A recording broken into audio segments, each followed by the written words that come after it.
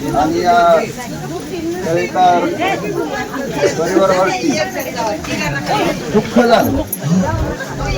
भाऊ एक या तालुक्यामध्ये एक रुबाबशीर असं जीवन, त्यांचं जीवन, त्यांचं मनमनी दोस्तर, त्यांचं बोलणं, त्यांचं वागणं आणि भाऊंची एक तालुक्यामध्ये एक वेगळी ओळख की बाबा करमाळा तालुक्याचे नेते, करमाळा तालुक्याचे माजी आमदार जयवंतराव जगताप भाऊ यांचं एक निष्ठावंत कार्यकर्ता आणि एक विश्वासू कार्यकर्ता असं या तालुक्यामध्ये त्यांचं ओळख होती त्यांची भाऊंची।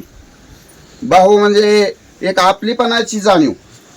कैलासवासी माझे चुलते जनार्दनांना डुबल यांच्या निधनानंतर सुद्धा जाता येता पोरांना काय चाललंय रे, आप्पाचं काय चाललंय, महादूचं काय चाललंय, हरीचं काय चाललंय, एक विचारपूस, एक आपलेपणा।